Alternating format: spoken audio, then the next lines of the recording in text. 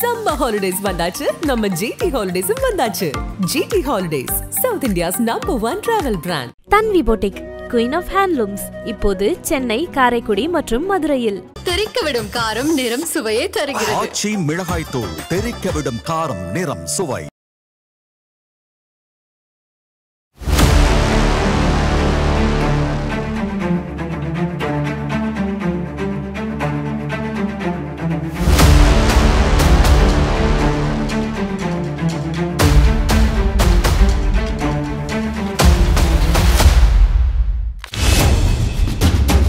பார்லிமெண்ட்டுக்கு போனாவே பிஜேபியை தமிழ்நாடு பிஜேபி வைக்கிற குற்றச்சாட்டாக இருக்கட்டும், இல்லை அவருடைய ஆர்வலர்கள் வைக்கிற குற்றச்சாட்டாக இருக்கட்டும், தமிழக எம்பி 40 பேர் ஜெயிச்சு போய் என்ன பிரயோஜனம், அங்கே போய் ஸ்ட்ரைக் தான் பண்ணுறாங்க, பாய்காட் தான் பண்ணுறாங்க, வெளியே வந்து பூச்சி எடுத்துக்கிட்டு ஏதாவது பேனர் பிடிச்சிக்கிட்டு போராட்டம் தான் நடத்துகிறாங்க, இஷ்யூஸ் பேசுறது இல்லை. எல்லா எம்பிஸுக்கும் பொலிட்டிக்கல் பார்ட்டிஸும் அந்த பார்லிமெண்ட்டில் பேசுறதுங்கிறது ரொம்ப முக்கியமான விஷயம். ஏன்னா அது ரெக்கார்டில் இருக்குது, அரசாங்கம் பதில் சொல்லணுங்கிறது. இப்போ கூட ரீசெண்டாக நம்ம இஷ்யூ எடுத்தாங்க. அவங்க ஒரு மத்திய மந்திரி வந்து நம்ம தமிழர்களை பற்றி ஒரு இலவாக ஒரு வார்த்தை சொன்னாங்க. அதை 2 நிமிஷம் எங்களை பேச விடுங்க அப்படின்னு கேட்கறதுக்கு கூட டைம் கொடுக்க மாட்டேன்ட்டார் ஸ்பீக்கர்.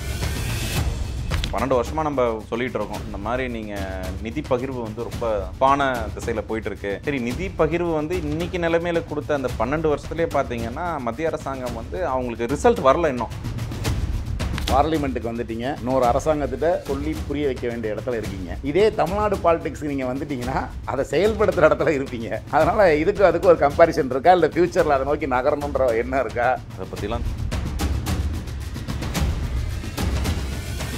ஐபிசி தமிழ் நேயர்களுக்கு வணக்கம். இன்றைக்கி நம்ம டெல்லியில் இருக்கோம். இப்போ முதன்முறையாக நம்ம தமிழ்நாட்டின் பெரம்பலூர் தொகுதியிலிருந்து வெற்றி பெற்று எம்பியாக டெல்லியில் வந்து பாராளுமன்றத்தில் பணியாற்றி கொண்டிருக்கும் திரு அருண்நேரு அவர்களை சந்திக்கிறோம். வணக்கம் சார். வணக்கம். எப்படி உங்களுக்கு அரசியல் ஒரு சின்ன வயசுலேருந்தே அப்பாவை பார்த்து உங்களுக்கு ஒரு அரசியல் ஈடுபாடு இருந்துச்சா, இல்லை அது திடீர்னு ட்ரிகர் ஆச்சா?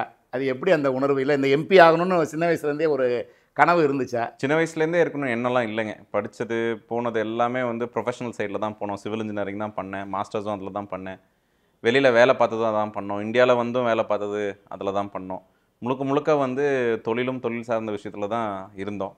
ஆனால் அது சின்ன வயசுலேருந்தே இந்த அரசியல் குடும்பங்கிறதுனால அது வந்து நம்மளுக்கு ஒரு பேக் ஆஃப் த மைண்ட் இருக்கும். இன்றைக்கி தான் மாறணும், அன்னைக்கு தான் மாறணுங்கிற எண்ணம் இல்லை. நீங்கள் தலைவர் அவர்கள் கொடுத்த அந்த வாய்ப்பை வந்து அவ்வளோ பெரிய மனிதர் கொடுக்குறாருங்கிற போது நம்ம வந்து அதை பயன்படுத்தி அதை கட்சிக்கு நல்ல பேர் வாங்கி கொடுக்கணுங்கிற எண்ணத்தில் தான் நம்ம இங்கே வந்தோம். அதே முன்னாடியே சொன்ன மாதிரியே இந்த அரசியல் என்பது எனக்கு மேலே குவாலிஃபைடாக நிறைய பேர் இருக்கலாம், ஆனால் வாய்ப்பு ஒருத்தருக்கு மட்டும்தான் வரணுங்கிறத நிறைய ஸ்டேஜில் சொல்லியிருக்கேன். ஸோ அவங்கள மாதிரி நிறைய நல்லவர்கள் வந்து நம்மளை சுற்றி இருக்கிற அந்த காரணத்தினால நம்மளால் இன்றைக்கி வந்து மக்களிடம் போய் சென்று அவங்க தேவையான விஷயங்களை கேட்டு செய்யக்கூடிய அளவில் இன்றைக்கி இருக்குங்க. அதனால் சின்ன வயசுலேருந்தே இதுக்கு தான் வந்தோம் அப்படிங்கிற இதெல்லாம் இல்லைங்க. இப்போ நீங்கள் சின்ன வயசுலேருந்து இப்போ அப்பா வச்சு பாலிடிக்ஸை பார்த்துட்டே வந்திருப்பீங்க. தமிழ்நாடு அரசை எப்படியும் ஃபாலோ பண்ணிட்டு தான் இருந்தேன்னு சொல்கிறீங்க, பின்னாடி ஓடிட்டே தான் இருந்திருக்கும். அது நீங்கள் எந்த ப்ரொஃபஷன் எந்த நாட்டில் இருந்தாலுமே தமிழ்நாடு பாலிடிக்ஸ் மேலே ஒரு பார்வையும் ஒரு கவனிப்பும் கூட இருந்துட்டு தான் இருக்கும். அப்படி இருக்கும்போது அந்த தமிழ்நாடு அரசியலுக்கும் இப்போ நீங்கள் டெல்லியில் வந்து பார்க்குற அரசியலுக்கும் ஏதாவது வித்தியாசம் தெரியுதா? எப்படி ஃபீல் பண்ணுறீங்க நீங்கள்? தமிழ்நாடு அரசியலுங்கிறது கிராஸ் ரூட்ஸ் லெவல், கீழே வரைக்கும் இருந்து எக்ஸ்ப்ளனேஷன் கொடுத்து ஒரு இதாக கன்வின்ஸ் பண்ணி ஐடியாலஜி கரெக்டாக மேட்ச் பண்ணி அப்படி சொன்னால் தான் மக்கள் வந்து அந்த நீங்கள் சொல்ல வர விஷயத்தை வந்து எடுத்துக்கிறதா வேணாங்கிறது யோசிக்கிற மக்கள். எல்லா விஷயத்துலையுமே எதுக்கு இதை செய்கிறாங்க அப்படிங்கிற அந்த எக்ஸ்ப்ளனேஷன் கொடுத்தே ஆகணும் கீழே. ஏன்னா கிராஸ் ரூட்ஸு இங்கே வந்து பார்த்திங்கன்னா அங்கே வந்து ஆர்கனைசேஷனும் ஸ்ட்ராங்கு, உங்களுக்கு அந்த மக்களோட எதிர்பார்ப்பும் ரொம்ப படிச்சிருக்க மக்கள் நிறைய இருக்கிறதுனால அதோட எதிர்பார்ப்பும் ரொம்ப அதிகமாக இருக்கும். நார்த்தில் பார்த்திங்கன்னா இதோட ஒரு ரொம்ப டிஃப்ரெண்ட் கிராஸ் ரூட்ஸ் லெவலுங்கிறது இப்போ ஒரு கடந்த ஒரு 5 வருஷமாக இல்லை 7 வருஷமாக தான் கிராஸ் ரூட்ஸுங்கிறது இங்கே இருக்குது. ஆனால் அந்த இஷ்யூஸ் வந்து ஐடியாலஜி பேஸ்ட் இஷ்யூஸ் வந்து நார்த்தில் கிடையாது. மோஸ்ட் கம்யூனிட்டி பேஸ்ட் இஷ்யூஸ் தான் வந்து நார்த்தில் இருக்குது. ஸோ தமிழ்நாட்டுக்கும் இங்கேக்கும் பார்த்திங்கன்னா தமிழ்நாடு வந்து கம்யூனிட்டியை தாண்டி அந்த ரியல் இஷ்யூ வந்து தமிழ்நாடு எப்படி அஃபெக்ட் பண்ணும், அவங்க லைஃப்பில் எப்படி அஃபெக்ட் பண்ணணும்னு ரொம்ப கிளியராக போய் கீழே சொன்னால் மட்டும்தான் மக்கள் எடுத்துப்பாங்க. இங்கே இருக்க அரசியல் வந்து மோஸ்ட்லி கம்யூனிட்டிக்கு உண்டான நல்லது கெட்டதுக்கு மட்டும்தான் இந்த அரசியல் இங்கே இருக்குது. ரெண்டாவது பார்த்திங்கன்னா ஃபஸ்ட்டு யோசிக்கிற விஷயமே வந்து தமிழ்நாட்டுக்கு நல்லது நடக்குது, எவ்வளோ பேருக்கு வேலை கிடைக்கும், அந்த எண்ணம் வந்து எப்பொழுதும் எல்லா மக்கள்கிட்டையும் கீழே இருந்துகிட்டே இருக்கும். இங்கே வந்து அப்படி கிடையாது. அந்த கம்யூனிட்டிக்கு வந்து வேலை இருக்கோ வேலை இல்லையோ, மற்றவங்களுக்கு கிடைக்குதோ கிடைக்கலையோங்கிற அரசியல் வந்து இங்கே ரொம்ப ரொம்ப டிஃப்ரெண்ட்டான ஒரு அரசியலுங்க நார்த்தில். இல்லை இங்கே வந்த பிறகு உங்களுக்கு அந்த ஒரு மொழி, உணவு, கலாச்சாரம், இந்த சூழ்நிலைகள் எல்லாம் பார்க்கும்போது நம்ம ஒரு தமிழராக இருந்த நீங்கள் இது வரைக்கும் இருந்த நீங்கள் இங்கே டெல்லி வந்த பிறகு ஒரு அந்நியமாக ஃபீல் பண்ணுற மாதிரி எதுவும் இருக்கா? இல்லை படிக்கிற காலத்துலேருந்தே நம்ம நிறைய ட்ராவல் பண்ணியிருக்கோம், தொழிலுக்கு ட்ராவல் பண்ணியிருக்கோம், படிக்கிறதுக்கு ட்ராவல் பண்ணியிருக்கோம். அதனால் டெல்லியும் இன்னொரு இடமா தான் வந்து நான் நினச்சி இங்கே வந்தேன். ரெண்டாவது பார்த்திங்கன்னா இங்கே மொழி வந்து முதல் ஒரு வாரத்துலேயோ 2 வாரத்துலேயோ வந்து ஒரு விஷயமாக தான் தெரிஞ்சுது. இங்கிலீஷ் வந்து இங்கே அரசாங்கத்தில் இருக்க அத்தனை பேரும் இங்கிலீஷ் இங்கே பேசுகிறாங்க. அதனால் நம்மளால் மேனேஜ் பண்ணிக்க முடியுதுங்க இங்கே. செகண்ட், எக்ஸ்பீரியன்ஸ் உள்ள ஆஃபீஸர்ஸ் நிறைய பேர் இருக்காங்க. ஸோ அவங்களுக்கும் வந்து நம்ம ஹிந்தி தெரிஞ்சால் தான் இங்கே வேலை பண்ண முடியுங்கிற எண்ணமெல்லாம் எனக்கு இன்னமும் தோணலை. மேனேஜ் பண்ணிக்கலாங்க, ஒன்றும் கஷ்டம் இதுதான் ஹிந்தி தெரிஞ்சால் தான் பண்ண முடியுங்கிற நிலைமை வந்து இன்றைக்கி டெல்லியில் இன்றைக்கி கிடையாதுங்க. என் ஆஃபீஸர்ஸ் பொறுத்த வரைக்கும் லாங்குவேஜ் ஆஃப் பிஸ்னஸ், இந்த அரசாங்கம் நடத்துகிற மொழி வந்து இங்கிலீஷ் தான்.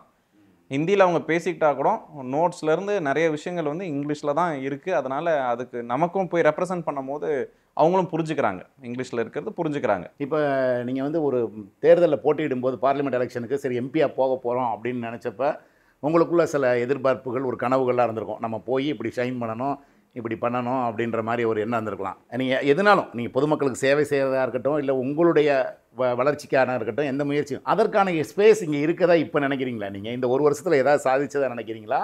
அல்லது இந்த நான் இன்னும் அடுத்த 4 வருஷத்தில் ஏதாவது பண்ணலான் இருக்கா? இல்லை அப்பா சாமி சென்னைக்கே போயிடலான்டான் இருக்கா? எப்படி உங்களுடைய மனநிலை இருக்குது? டெல்லி வந்து எப்படின்னாங்க ஒரு மெல்டிங் பாட்னு சொல்லுவாங்க இங்கிலீஷில். பலதரப்பட்ட மக்கள், பலதரப்பட்ட மொழிகள், பலதரப்பட்ட இன்ட்ரெஸ்ட், அவங்களுக்கு தேவையான விஷயங்கள் வந்து கலக்கிற இடம், ஒரு சங்கமம் இங்கே. அதனால் வெறுமனே ஒருத்தர் வந்து ஒரு ஊரில் செய்யக்கூடிய விஷயங்கள் வந்து தமிழ்நாட்டில் செய்ய முடியாததும், நமக்கு தேவையான விஷயம் அவங்களுக்கு தேவை இல்லாததும், நிறைய இந்த மாதிரி வந்து ஒரு மாறுதல் கருத்தோடு தான் இங்கே டெல்லியில் இருப்பாங்க. இப்போ தமிழ்நாடு எக்ஸாம்பிள் எடுத்துக்கிட்டிங்கன்னா நமக்கு வந்து ஹெவிலி இண்டஸ்ட்ரியலைஸ்ட். ஸோ அது நம்ம என்ன பண்ணுவோம், 10 ஃபேக்ட்ரி இருந்தால் 15 ஃபேக்ட்ரி வேணும்னு நினைப்போம். ஆனால் இங்கே நார்த்தில் பார்த்திங்கன்னா இன்னும் அந்த இண்டஸ்ட்ரியலைசேஷன் வரல. நம்ம வந்து 1970லேருந்தே ஆரம்பிச்சிட்டோம் நம்ம வேலை. இங்கே வந்து பார்த்திங்கன்னா இப்போ தான் ஆரம்பிக்கிறாங்க, இப்போ தான் ஒரு ஃபேக்ட்ரிக்கு வராங்க. அதனால் நம்மளோட தேவைகள் வந்து நிறைய இருக்கும், அவங்களோட தேவைகள் வந்து இப்போ தான் ஆரம்பிக்கிற மாதிரி இருக்கும். அதனால் நமக்கும் அவங்களுக்கும் தேவைகளுக்குண்டான வித்தியாசம் இங்கே இருக்குது. ரெண்டாவது, அவங்க என்ன கேட்டாங்கன்னா, சரி இன்றைக்கி ஒரு ஃபேக்ட்ரி போட்டால் 2வது ஃபேக்ட்ரி போகிறதுக்கு என்ன விஷயம் இருக்குது எங்களுக்கு சொல்லிக் கொடுங்க அப்படின்னு சொல்லி நிறையா எம்பிஸ்கிட்ட கேட்பாங்க. இப்போ தமிழ்நாட்டில் இதெல்லாம் பண்ணணும் அப்படின்னு சொல்லி கேட்போம். அவங்கள்ட்ட என்ன கேட்போம், விவசாயத்தில் ஏதாவது ஒரு நல்ல ஸ்கீம் இருந்ததுன்னா வந்து என்ன ப்ளஸ் அண்ட் மைனஸ் இருக்குன்னு. அதனால் நிறைய கற்றுக்க முடியும் டெல்லியில். அதே மாதிரி தமிழ்நாடு அரசியலுங்கிறது முன்னாடி சொன்ன மாதிரியே கிராஸ் ரூட்ஸ் அரசியல். அது கீழே அடித்தட்ட மக்கள்லேருந்து வரக்கூடிய அரசியல். அதுக்குண்டான ஸ்ட்ரென்த் வேறு, கிராஸ் ரூட்ஸில் இருக்க ஸ்ட்ரென்த். டெல்லியில் இருக்க ஸ்ட்ரென்த் எப்படின்னா, நீங்கள் வந்து இவ்வளோ டிஃப்ரெண்ட்டான மக்களோட நீங்கள் உங்களோட விஷயத்தை எடுத்து சொல்லி அதை வந்து அவங்க சப்போர்ட் கண்டிப்பாக நிறைய பேர் பண்ணுவாங்க. ஏன்னா இந்தியாவோட வளர்ச்சி தான் எல்லாத்தோட மைண்ட்லேயும் இருக்கும். அதனால் இங்கே உள்ள ஸ்ட்ரென்த் எப்படின்னா, நீங்கள் நிறைய பேர்த்த கன்வின்ஸ் பண்ணி உங்கள் கூட எடுத்துகிட்டு போகிற ஸ்ட்ரென்த் வந்து டெல்லிக்கு ரொம்ப அவசியமான ஒரு விஷயம். அதே மாதிரி 15 லட்சம் பேர்லேருந்து ஒருத்தருங்கிறது மிகப்பெரிய பொறுப்பு. நிறைய பேர் அதே மாதிரி கவர்மெண்ட்டில் அதை ரியலைஸ் பண்ணுவாங்க. யாராக இருந்தாலும் அந்த விஷயத்தை கொண்டு வர விஷயத்தோட தன்மையை பொறுத்து தான் வந்து இன்றைக்கி வந்து அதை உணர்வுறதும் நிறைய பேர் இருக்காங்க. அதை நம்ம ஒரு 2-3 தடவை சொல்லிக்கிட்டே இருக்கணும். அப்போ தான் வந்து அந்த ஒரு சீரியஸ்னஸ் புரியும் நிறைய பேர்த்துக்கு. நிறைய பேர்த்துக்கு ஒரு தடவை சொன்னாவே போதும் விஷயம் நடந்து. இது வரைக்கும் ஒரு வருஷத்தில் பார்த்திங்கன்னா நமக்கு ஃபஸ்ட்டு வந்து 2 மாதத்துலேயே ரொம்ப சந்தோஷப்பட்டு நடந்த விஷயம் வந்து நம்ம சின்ன வெங்காயம் பற்றி ஒரு விஷயம் பெரம்பலூருக்கு வேணும்னு கேட்டோம். அவங்க சிராக் பாஸ்வான் வந்து இதுக்குன்னு ஒரு ஸ்கீம் போட்டு ஆல் இண்டியா ஸ்கீம் போட்டு கொடுத்தாரு. ஸோ அதெல்லாம் நினச்சா சரி, ஒரு நல்ல விஷயத்துக்கு நம்ம எடுத்து சொல்லி நம்மளால் பண்ண முடியுதுன்னா இங்கே டெல்லியில் பண்ண முடியுது, எல்லா இந்தியாவுக்கும் கொண்டு போய் சேர்க்க முடியுது. ஆனால் நம்ம போய் எக்ஸ்பிளைன் பண்ணி அதுக்கு புரிய வச்சு அரசாங்கத்துக்கு வந்து இது ரொம்ப பயனுள்ளதாக இருக்கும் அப்படின்னு எக்ஸ்பிளைன் பண்ணிங்கன்னா நல்ல ஃபீட்பேக் இங்கே இருக்குது. ஆனால் போய் எக்ஸ்பிளைன் பண்ணணும், புரிய வைக்கணும். ஐடியாலஜிக்கல் இஷ்யூஸு, சீனியர் இஷ்யூஸ் வந்து அதுக்கு சீனியர்ஸ் நிறைய பேர் இருக்காங்க, குவாலிஃபைட் சீனியர்ஸ் நிறைய பேர் இருக்காங்க. அந்த விஷயத்தில் வந்து அவங்களால அந்த கெப்பாசிட்டி, அவ்வளோ எக்ஸ்பீரியன்ஸ் மட்டும்தான் அந்த விஷயத்தில் ஹேண்டில் பண்ண. நம்ம வந்து நம்ம தொகுதிக்குண்டான சின்ன சின்ன விஷயங்கள் போய் கேட்டு செய்கிறதுக்கு நமக்கு இது ஒரு நல்ல தருணமாக தான் எனக்கு இருக்குங்க. அப்போ நீங்கள் வந்து ஹாப்பி தான் எம்பியாக ஒரு செயல்படுறதுல? அந்த அன்னைக்கு ரொம்ப சந்தோஷப்பட்டேன். அன்னைக்கு தான் ஒரு உணர்வு வந்து சரி நம்மளால் பண்ண முடியும் அப்படிங்கிறது அன்னைக்கு ரொம்ப ஒரு சந்தோஷமான ஒரு நாள். அது வந்த 2 மாதத்துலேயே அது நடந்தது. அதனால் ரொம்ப சந்தோஷப்பட்ட நாள் அது எனக்கு. எப்படி தமிழக எம்பிக்களுக்கு வந்து உரிய வாய்ப்புகள் சபையில் ராஜ்யசபாலையும் இது லோக்சபாலையும் கிடைக்குதா? அப்படி ஃபீல் பண்ணுறீங்களா நீங்கள்? இங்கே ஃபஸ்ட்டு எம்பி மீட்டிங்கில் தலைவர் சொன்னாங்க, இந்த மாதிரி எல்லாத்துக்கும் வாய்ப்பு கொடுத்துடணும்னு சொல்லிட்டு சீனியர்ஸ் கிட்ட கனியமொழி அக்காட்டையும் டிஆர் பாலு அண்ணன்ட்டையும் எல்லாத்தையும் சொல்லி சொன்னாங்க தலைவர் அவர்கள். அவங்க அதுக்கப்புறமே வந்து இங்கே எம்பிஸ் மீட்டிங்லேயே வந்து என்ன பண்ணுவோம், அக்காவும் சீனியர்ஸ் எல்லாருமே லிஸ்ட் ஆஃப் இஷ்யூஸ் என்ன இருக்குது, நம்மளோட ஸ்டாண்ட் என்ன இருக்கும், யார் பேசினா யார் விஷயத்த சொன்னால் நல்லாயிருக்கும், அந்த விஷயம் வந்து யார் தொகுதிக்கு அஃபெக்ட் ஆகும், டீட்டெயில்டாக ஒரு 3-4 ஹவர்ஸ் அனாலிசிஸ் நடக்குங்க. அப்போ என்ன ஆகும்னா எங்களுக்கு ப்ரிப்பரேஷன் டைம் ஒன்று நடக்கும், கிரவுண்டில் என்னென்ன இஷ்யூஸ் இருக்குன்னு எழுதிட்டு வந்து கிளியராக பேச முடியும். எல்லா செஷன்லையும் இது நடக்குதுங்க. இப்போ இந்த செஷனில் லாஸ்ட்டாக நான் பேசும்போது தான் எனக்கு 3வது செஷனில் நடந்த ஆப்பர்ச்சுனிட்டி தான் அது.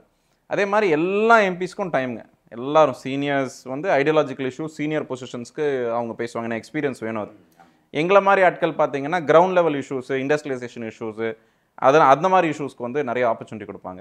அதனால் எல்லாருமே பேசிட்டாங்க. நான் இன்ஃபேக்ட் சில பார்ட்டியில் உள்ள சீனியர் எம்பிஸ்லாம் சொன்னாங்க, நான் 2 டேர்ம் வெயிட் பண்ணேன் நான் பேசினதுக்கு, உங்கள் பார்ட்டியில் எல்லாருமே பேசுகிறீங்க, நல்ல விஷயம், 5 நிமிஷம் 7 நிமிஷமாக இருந்தாலும் எல்லாருமே பேசிடுறீங்க அப்படிங்கிற இது. இன்றைக்கி இன்ஃபேக்ட் எல்லாருமே 3வது தடவை பேசிட்டோம். அதனால் நல்ல விஷயம், அது ப்ரிப்பேர் பண்ணலாம் உட்காந்து, அது என்ன விஷயம், எப்படி அதை வந்து நீங்கள் கையாளணும் அப்படின்னு ப்ரிப்பேர் பண்ணுறதுக்கு ஒரு நல்ல ஆப்பர்ச்சுனிட்டிங்க. இல்லை, இப்போ நீங்கள் உங்களுடைய கன்னி பேச்சு நான் கேட்டேன், அது கனிமொழி மேடம் தான் என்கிட்ட சொன்னாங்க, அருண் நேரு நல்லா பிரமாதமாக பேசினாருன்னு ரெஜிஸ்டர் பண்ணாங்க. அவங்க என்கிட்ட சொன்னோன்னே நான் உங்கள் ஸ்பீச்சை தேடி பார்த்தேன், ரொம்ப நல்லா இருந்துச்சு. இங்கிலீஷில் பேசுறீங்க, பட் நல்லா தெளிவாக புரிகிற மாதிரி எல்லாமே இருந்துச்சு. இப்போ இது வரைக்கும் 3 தடவை பேசிட்டோன்னு சொல்கிறீங்க. ஒருவேளை ஆங்கிலம் தெரியாத அல்லது ரீச் ஆகாத நம்ம தமிழ் நேயர்களுக்காக இந்த 3 தடவை நீங்கள் என்ன பேசுகிறீங்க, அதில் ஒரு என்ன இம்பேக்ட் ஏதாவது இருந்துச்சா அப்படின்றத நேயர்களுக்கு சொல்லலாம். காமன் தீம் ஒரு எப்பொழுதும் ஒரு விஷயம் நான் ஸ்பீச்சில் வச்சுருப்பேன்னா அது ஸ்டேட்ஸ் ரைட்ஸ், மாநில உரிமைகள். ஏன்னா அது வந்து நம்மளோட டிஎம்கேவோட கோர் அசெட். அது என்ன பேசணும் அப்படின்ட்டு. அதனால் ஃபினான்ஸில் தான் 2 தடவையும் பேசியிருக்கேங்க, ஃபினான்ஸ் சம்மந்தமாக பேசியிருக்கேன். 2 தடவையுமே வந்து மாநிலங்கள் வந்து இந்த தேசத்துக்கோசரம் எவ்வளோ உழைக்கிறாங்க, இந்த தேசம் வந்து திருப்பி மாநிலங்களுக்கு கொடுக்கறதுனால என்ன வந்து பலன் இருக்குது, என்ன கெடுதல் இருக்குது, அதே மாதிரி என்னென்ன விஷயங்கள் இன்னும் நீங்கள் வேகப்படுத்தணும், எந்தெந்த விஷயம் தொடக்கூடாது அப்படிங்கிற அந்த விஷயங்கள் தான் 2 ஸ்பீச்லேயும் பேசியிருக்கேன். அதில் ஒன்று பார்த்தீங்கன்னா, அரசியல் இல்லாத காலத்தில் வெளியிலேருந்து இந்த அரசாங்கம் பண்ணுற தொழில் சைடில் பண்ணுறதுனால அந்த விஷயம் நம்மளால் ஈஸியாக அப்சர்வ் பண்ணிக்க முடியுது. இங்கே எம்பி ஆனதுக்கு பிறகும் வந்து பார்த்திங்கன்னா ideological issues, states rights, tax devolution, அந்த மாதிரி விஷயங்கள் வந்து நம்ம பேச முடிஞ்சது. இதில் இங்கிலீஷில் ஏன் பேசுகிறேன்னா, நம்மளால் ஈஸியாக கம்யூனிகேட் சொல்ல முடியும், விஷயத்த சொல்ல முடியும். இன்னொன்று, அங்கே முக்கியமான ஆட்களுக்கு இங்கிலீஷ் தான் புரியும். நம்ம பேச வேண்டிய ஃபினான்ஸ் டிபார்ட்மெண்ட்டில் இல்லை முன்னாடி இருக்க சீனியர் லீடர்ஸ்க்கு இங்கிலீஷ் தான் புரியும். அதனால் நம்ம நாளைக்கு போய் இன்னொருத்தர ஃபாலோ பண்ணோம், ஸ்பீச் முடிச்சுட்டு மேடம் இதெல்லாம் நான் சொல்லியிருக்கேன், ரிக்வெஸ்ட் பண்ணி இதெல்லாம் பண்ணி கொடுங்க அப்படின்னு சொன்னால் அது தாராளமாக போய் சேரும். தமிழில் பேசக்கூடாதுன்னு இல்லை, ஆனால் நமக்கு சொல்ல வேண்டிய விஷயங்கள் வந்து அவங்க ஸ்டேட்டுக்கும் அஃபெக்ட் ஆகும். இப்போ ஆந்திராவில் இருக்கவரையோ இல்லை ஹரியானாவில் இருக்கவரையோ இங்கிலீஷில் சொன்னால் புரிஞ்சிக்க முடியும். நமக்கு இன்னும் நாளைக்கு வந்து இந்த மாதிரி விஷயம் எனக்கும் நடந்திருக்கு, இதை போய் பண்ணலாம் அப்படிங்கிற ஒரு நல்ல விஷயம் இங்கிலீஷில் நடந்திருக்குங்க. அதனால தான் இங்கிலீஷில் பேசினது. அதுக்கு தான் நிறைய எம்பிஸ், அவங்க ஆப்போசிட் சைடு எம்பிஸே வந்து பார்த்திங்கன்னா அவர் ஹிந்தி தான் தெரியும் மினிஸ்டருக்கு, இன்னொன்று இங்கிலீஷ் தெரியும். இப்போ நம்ம தமிழில் பேசுகிறதுனால வந்து அவங்களுக்கு டிரான்ஸ்லேட் பண்ணி போகிறதோட நம்ம இங்கிலீஷில் பேசினா நேராக போய் அந்த நம்ம கேட்க வேண்டிய விஷயம் நடக்கிறதுக்கு உண்டான வாய்ப்புகள் அதிகம். அதனால தான் இங்கிலீஷில் நம்ம பேசி, தமிழ்நாட்டில் வந்து அது நம்ம சோஷியல் மீடியாலையும் சரி டிரான்ஸ்லேஷன் வச்சும் நம்ம போட்டிருக்கோம், கீழே சப்டைட்டில் வச்சு பண்ணுறோம். தமிழ்நாட்டில் வந்து நிறைய பார்த்திங்கன்னா டிரான்ஸ்லேஷன் இல்லாத வீடியோ நிறைய பேர் பார்த்துருக்காங்க. ஸோ அப்போ படித்த மக்கள் வந்து அவங்களுக்கு ஈஸியாக இருக்குது அப்படிங்கிறது தான் நான் நினச்சது. அதுலேருந்து அண்டர்ஸ்டாண்ட் பண்ணிக்கிட்டது வந்து ஈஸியாக தான் இருக்குது அப்படின்னு நான் நினச்சிக்கிட்டது. நீங்கள் எதிர்காலத்தில் என்னென்ன பேசலான்ற ஒரு திட்டம் இருக்குது அவங்கள்ட்ட, அடுத்த வாய்ப்பு கிடைச்சா என்ன பேசலாம் தமிழ்நாட்டுக்காகன்னு? இல்லை, இதில் மெயினாக வந்து பார்த்திங்கன்னா ரொம்ப முக்கியமான பாயிண்ட், கிட்டத்தட்ட 12 வருஷமாக நம்ம சொல்லிகிட்டு இருக்கோம், இந்த மாதிரி நீங்கள் நிதி பகிர்வு வந்து ரொம்ப தப்பான திசையில் போயிட்டுருக்கு. சரி, நிதி பகிர்வு வந்து இன்றைக்கி நிலைமையில் கொடுத்த அந்த 12 வருஷத்துலேயே பார்த்திங்கன்னா மத்திய அரசாங்கம் வந்து அவங்களுக்கு ரிசல்ட் வரல. இன்னும் 12 வருஷமாக சில ஸ்டேட்ஸ்க்கெலாம் பணம் கொடுத்துட்ருக்காங்க, இன்னும் ரிசல்ட் வர மாட்டேங்குது. ஆனால் அதான் எக்ஸாம்பிளும் சொன்னேன், நம்ம நேஷ்னல் ஹைவே வந்து நம்ம தமிழ்நாட்டில் போட்டால் 4 வருஷத்தில் பணம் திருப்பி கொடுத்துறோம் இன்றைய காலகட்டத்திலேயே. நார்த்தில் இருக்க சில ஸ்டேட்லலாம் போட்டிங்கன்னா கிட்டத்தட்ட 12 வருஷம் ஆகுது. அவங்க ஃபஸ்ட்டு 2014 போட்ட பணமே இன்னும் வரல. நம்ம வந்து 2 தடவை திருப்பி கொடுத்துட்டோம், இன்ஃபேக்ட் 3வது தடவை திருப்பி கொடுக்க போகிறோம் 12 வருஷத்தில். அது மாதிரி விஷயங்கள் அவங்கள்ட்ட சொல்லி பேசும்போது தான் வந்து அவங்களுக்கு உண்டான கஷ்ட நஷ்டங்கள் என்ன அப்படிங்கிறது சொல்ல முடியுதுங்க. அதனால் எப்பொழுதும் நம்ம இன்ட்ரெஸ்ட்டு ஃபஸ்ட்டு, நம்ம தமிழ்நாடு வழியாக இந்தியா எப்படி வளரணுங்கிற இதில் தான் எல்லா ஸ்பீச்சும் இருக்குங்க. அதில் நம்ம ஸ்ட்ராங்காகவே இருக்கும். நிறைய பேராமீட்டர்ஸில், நான் தமிழ்நாடு எம்பிங்கிறதுனால சொல்லலை, நிறைய பேராமீட்டர்ஸில் நித்தி ஆயோக் ரிப்போர்ட்லேயும் சரி நம்ம வந்து நிறைய பேராமீட்டர்ஸில் ரொம்ப நல்லாயிருக்கும். அதை வந்து இவங்களுக்கு புரிய வைக்கணும். நாங்கள் இந்த மாதிரி விஷயம் பண்ணியிருக்கோம், நீங்களும் அதை எடுத்து பண்ணுங்க அப்படின்னு புரிய வைக்கிற தர இந்த எம்பினால இருக்கிறதுனால சொல்ல முடியுதுங்க. இல்லை, இப்போ நீங்கள் வந்து ஒரு பார்லிமெண்ட்டுக்கு வந்துட்டீங்க, இன்னொரு அரசாங்கத்திட்ட சொல்லி புரிய வைக்க வேண்டிய இடத்துல இருக்கீங்க. இதே தமிழ்நாடு பாலிடிக்ஸுக்கு நீங்கள் வந்துட்டீங்கன்னா அதை செயல்படுத்துகிற இடத்துல இருப்பீங்க. அதனால் அதுக்கு ஒரு கம்பேரிசன் இருக்கா, இல்லை ஃப்யூச்சரில் அதை நோக்கி நகரணுன்ற எண்ணம் இருக்கா? அதை பற்றிலாம் துளி கூட இன்னும் யோசிக்கவே இல்லை. நான் இதுவே பெரிய பொறுப்புங்க. அவங்க நம்பி கொடுத்துருக்காங்க, அது இந்த வயசில் கொடுத்துருக்காங்க தலைவர். அதனால் இந்த விஷயத்தை நம்மளால் வந்து நல்லா பண்ணணும். எந்த ஒரு இடத்துலையும் வந்து நம்ம வந்து குறையோ நிறையோ இல்லாமல் ஒரு நிதானமாக மக்களுக்கு எடுத்து கொண்டு போகணுங்கிற ஒரு எக்ஸ்பீரியன்ஸ் வந்து இது தரப்போகுது. அதனால் இது வந்து நாளைக்கு எப்படி இருக்குன்னு யாருக்குமே தெரியாது என்ன பண்ண போகிறாங்க. இருக்கிற விஷயத்த நல்ல இடத்துல நல்லா பண்ணணும் தான் இன்னமும் இருக்குது. ஆனால் இந்த எக்ஸ்பீரியன்ஸ் வந்து கண்டிப்பாக ரொம்ப ஹெல்ப்ஃபுல்லாக இருக்கும். நாளைக்கு வந்து நேஷ்னல் இஷ்யூஸ் புரிஞ்சுக்கிறதுக்கு வந்து ரொம்ப யூஸ்ஃபுல்லாக இருக்கும். மற்ற மாநிலங்களில் என்ன நினைக்கிறாங்க, மற்ற மாநிலங்களில் போய் திருப்பி கேட்டு தெரிஞ்சுக்கிறதுக்கும் இது ரொம்ப நல்ல ஒரு தருணமாக இருக்கும். இதில் நேஷ்னல் பார்ட்டிஸ் பார்த்திங்கன்னா நிறைய கிட்டத்தட்ட 3 கர்நாடகா சிஎம் வந்து இன்றைக்கி எம்பியாக இருக்காங்க. ப்ளஸ் அவங்க ரீஜனல் பார்ட்டிஸ் வரும்போது அங்கே போகிறாங்க. ஸோ அவங்களும் இந்த எக்ஸ்பீரியன்ஸை வேணும், அந்த எக்ஸ்பீரியன்ஸை வேணும்னு சொல்கிறாங்க. இன்னொன்று, நம்ம இன்ட்ராக்ஷன், சென்ட்ரல் கவர்மெண்டோட இன்ட்ராக்ஷன் டெய்லி இருந்துக்கிட்டே இருக்கும். நம்ம ஸ்டேட்டில் இருந்தாலும் இருந்துகிட்ருக்கோம், இங்கே இருந்தாலும் இருந்துகிட்ருக்கோம். அதனால் இது வந்து கண்டிப்பாக ஒரு பயனுள்ள ஒரு பயணம் தான் இந்த பயணம். நாளைக்கு வந்து தலைவர் அவர்கள் முடிவு பண்ணுறது தான். நம்ம வந்து ஃபுட் சோல்ஜர்ஸ், அந்த ஃபுட் சோல்ஜரில் இருக்கிறது பெருமை தான் எனக்கு. பார்லிமெண்ட்டுக்கு போனாவே பிஜேபியை, தமிழ்நாடு பிஜேபி வைக்கிற குற்றச்சாட்டாக இருக்கட்டும், இல்லை அவருடைய ஆர்வலர்கள் வைக்கிற குற்றச்சாட்டாக இருக்கட்டும், தமிழக எம்பி 40 பேர் ஜெயிச்சு போய் என்ன பிரயோஜனம், அங்கே போய் ஸ்ட்ரைக் தான் பண்ணுறாங்க, பாய்காட் தான் பண்ணுறாங்க, வெளியே வந்து குச்சி எடுத்துக்கிட்டு ஏதாவது பேனர் பிடிச்சிக்கிட்டு போராட்டம் தான் நடத்துகிறாங்க, இஷ்யூஸ் பேசுகிறது இல்லை அப்படின்ற மாதிரியான ஒரு குற்றச்சாட்டு பொது வழியில் வைக்கப்படுது. அதற்கு ஒரு எம்பி அவங்களுடைய பதில் என்ன? சார், இதில் 2 விஷயம் நீங்கள் பார்க்கணும். ப்ரொட்டஸ்ட்டு பண்ணுறதே is a form of representation. நம்மளோட உணர்வுகளை வெளிப்படுத்துறது வந்து அந்த பேனர் பண்ணுறதும், அவங்க உள்ளார நம்மளுக்கு வாய்ப்பு கொடுக்க மாட்டேங்கிறாங்கிறதுனால தான் இங்கே வரோம். எல்லா எம்பிஸுக்கும் பொலிட்டிக்கல் பார்ட்டிஸும் அந்த பார்லிமெண்ட்டில் பேசுகிறதுங்கிறது ரொம்ப முக்கியமான விஷயம். ஏன்னா அது ரெக்கார்டில் இருக்குது, அரசாங்கம் பதில் சொல்லணுங்கிறது. அந்த பதிலுக்கே வர விடாமல் பண்ணுறதுக்கு தான் இந்த வேலை பண்ணுறாங்க. ஏன்னா பார்லிமெண்ட்டில் போய் பேசணும் தான் எல்லா எம்பிஸுக்கும் வந்து உணர்வும் அதான். நம்ம எந்த இஷ்யூ எடுத்தாலும், இப்போ கூட ரீசெண்டாக நம்ம இஷ்யூ எடுத்தாங்க. அவங்க ஒரு மத்திய மந்திரி வந்து நம்ம தமிழர்களை பற்றி ஒரு இலவாக ஒரு வார்த்தை சொன்னாங்க. அதுக்குண்டான விஷயங்கள்லாம் அவங்களுக்கு தெரியும். அதை 2 நிமிஷம் எங்களை பேச விடுங்க அப்படின்னு கேட்கறதுக்கு கூட டைம் கொடுக்க மாட்டேன்ட்டார் ஸ்பீக்கர். எவ்வளோ விஷயம் நேற்றெல்லாம் பார்த்தீங்கன்னா 8:30 மணி வரைக்கும் பார்லிமெண்ட் போயிட்டு இருக்கு. அப்போ கேட்கறது அந்த 2 நிமிஷம் தான். அந்த 2 நிமிஷத்தில் நம்மளோட உணர்வை சொல்கிறதுக்கு கூட நம்மளுக்கு இடம் கொடுக்காததுனால தான் நம்ம வந்து இந்த மாதிரி விஷயங்களில் போய் வெளியில் அந்த மீடியாவுக்கு நம்ம சொல்லியாக வேண்டிய இடத்துல இருக்கோம். நீங்கள் அவர் சொல்லிட்டாரு, அடுத்தது என்னன்னு நம்ம கேட்கறதுக்கு முன்னாடி நம்மளோட ஸ்டாண்ட் என்னங்கிறத நம்ம சொல்கிறோம். நிறைய டைம் பார்த்தீங்கன்னா பார்லிமெண்ட் நடக்கிறதுக்கு முன்னாடி மார்னிங் டைம் ஒரு 9 to 10 நம்மளோட விஷயங்களை மீடியாட்ட சொல்லி நம்மளோட ப்ரொட்டஸ்ட்டை வந்து பார்லிமெண்ட்லேயே இன்றைக்கி நம்ம பண்ணுறோம். ப்ரொட்டஸ்ட்டுங்கிறது வந்து பார்த்திங்கன்னா அவங்களும் பண்ணுறாங்க, நம்மளும் பண்ணுறோம். அது தப்பு ரைட்டுங்கிறத தாண்டி எந்த விஷயத்துக்கோசரம் நம்ம ப்ரொட்டஸ்ட் பண்ணுறோம் அப்படிங்கிற விஷயம் இருக்குது. செகண்ட் எடுத்துக்கிட்டிங்கன்னா, இது வரைக்கும் ஆப்போசிஷனோட ஸ்பீச்சஸ்லாம் எடுத்து பாருங்களேன். ஆப்போசிஷன் ஸ்பீச்சுக்கு ரிப்ளை எடுத்து பாருங்களேன் அரசாங்கத்துக்கிட்ட, உங்களுக்கு அந்த குவாலிட்டி டிஃப்ரென்ஸ் தெரியும். ஆப்போசிஷன் வந்து அவ்வளோ ப்ரிப்பேர்டாக வருவாங்க. நேற்று வந்து ஒரு எக்ஸாம்பிள் பார்த்தீங்கன்னா, சசி தரூர் பேசினார். சசி தரூர் வந்து ஃபினான்ஸ் பில்லில் பேசினார். டீட்டெயில்டு அனாலிசிஸ், எங்கே எந்த இடத்துல தப்பு நடக்குது, எந்த இடத்துல நீங்கள் கவனமாக இருக்கணும் அப்படின்னு தான் சொன்னார். அரசாங்கத்தை குத்தம் சொல்லலை, எப்படி நீங்கள் இன்னும் வந்து லேக்ஸ்டாக இருக்கீங்க, அதை நீங்கள் வந்து சரி பண்ணணும்னு சொல்கிறாங்க.